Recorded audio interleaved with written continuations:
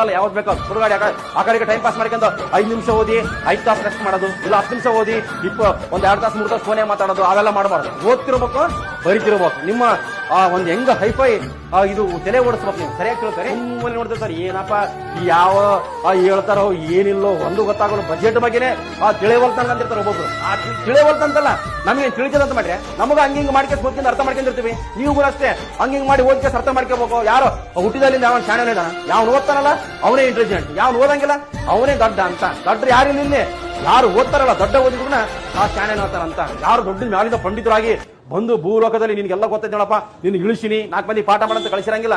ಅವ್ರವ್ರ ಪರಿಸ್ಥಿತಿಲಿ ಅವ್ರವ್ರು ಏನಾಗಿರ್ತಾರಲ್ರಿ, ಆ ಸುಧಾರಣೆ ಆಗಿರ್ತಾರೆ. ನೀವು ಕರೆಕ್ಟ್ ಆಗಿ ಅಪ್ಡೇಟ್ ಮಾಡ್ಕೊಳ್ಳೋದ್ರನ್ನ ನೆಕ್ಸ್ಟ್ ನೋಡ್ರಿ.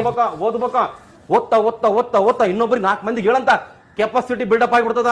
ಇನ್ನು ನೀವು ಹಲವಾರು ಹುದ್ದೆಗಳನ್ನು ಪಡಿಬಹುದು. ನೀವು ಪೊಲೀಸ್ ಅಂತ ಅನಿಸಿರ್ತದ, PS ಆಗಿಬಿಡ್ತೀರಿ, DSP ಆಗಿಬಿಡ್ತೀರಿ, ತಹಶೀಲ್ದಾರ್ ಆಗಿಬಿಡ್ತೀರಿ, ಇಲ್ಲ ಪ್ರೊಫೆಸರ್ ಆಗಿಬಿಡ್ತೀರಿ. ನಾನು ನೋಡಿನಿ ಎಲ್ಲ ಬಹಳಷ್ಟು ಉದಾಹರಣೆಗಳಿದಾವ.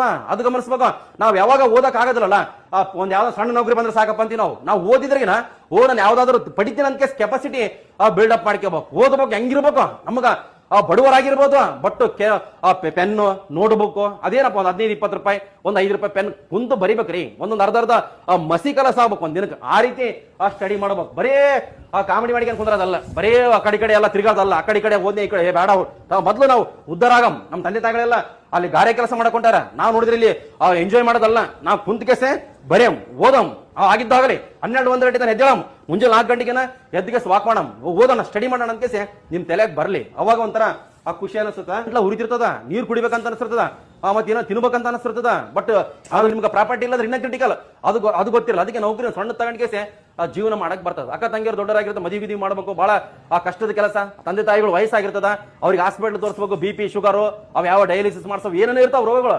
ಬಟ್ ಏನಂದ್ರೆ ಅವ್ರನ್ನ ಸರಿದೂಗಿಸ್ಬೇಕಲ್ಲ, ಓದ್ಬೇಕಂತ. ಸರಿಯಾಗಿ ಓದ್ಕೇರಿ, ಕ್ಲಾಸ್ ನೋಡ್ಬೇಕಂತಿಲ್ಲ.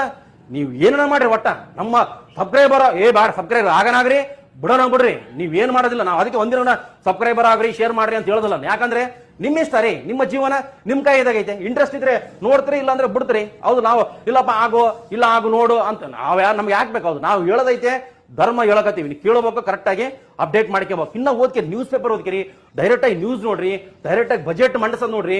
ಇನ್ನ ಬೇರೆ ಪಾಠ ಮಾಡ್ತಾರೆ, ಅದನ್ನ ಕೇಳ್ರಿ. ನೀವು ಕರೆಕ್ಟ್ ಆಗಿ ಅಪ್ಡೇಟ್ ಮಾಡಿ. ನಾನು ಇನ್ನ ಸ್ವಲ್ಪ ದಿನ ತಡ್ರಿ, 7 ಗಂಟೆ ಕರೆಕ್ಟ್ ಎಕ್ಸಾಕ್ಟ್ ಆಗಿ ನಾನು ಕರೆಂಟ್ ಅಫೇರ್ಸ್ ಕ್ಲಾಸ್ ಮಾಡ್ತೀನಿ. ಅದು ಪ್ಲಾನ್ ಮಾಡ್ಕೊಂಡ್ರೆ ಟೈಮ್ ಬೇಕಲ್ಲ. ಟೈಮ್ ನಮಗ ಆ ಟೈಮ್ ಬಹಳ ಕಷ್ಟದ ಕೆಲಸ ಇದೆ. ನಾವು ನಿಮ್ಮಂಗೆ ಖಾಲಿ ಕುಂದ್ರೆ ಡೈಲಿ ಬೆಳಗ್ಗೆ 7 ಗಂಟೆಗೆ ಒಂದ್ಸಲ, 9 ಗಂಟೆಗೆ ಒಂದ್ಸಲ, 10 ಗಂಟೆಗೆ ಒಂದ್ಸಲ ಮಾಡ್ಕೊಂಡು ಕುಂದ್ರೆ ಟೈಮ್ ಇಲ್ಲ. ನೌಕರಿ ಮಾಡ್ಬೇಕು, ಆ ಕಡೆ ಕ್ಲಾಸ್ ಮಾಡ್ಬೇಕಂದ್ರೆ ಕಷ್ಟದ ಕೆಲಸ ಐತೆ. ನಾನು ಬೆಳಗ್ಗೆ 7 ಗಂಟೆಗೆ ಟೈಮ್ ಮ್ಯಾನೇಜ್ಮೆಂಟ್ ಮಾಡಿ ಡೈಲಿ ಕರೆಂಟ್ ಅಫೇರ್ಸ್ ಮಾಡೋದಂತ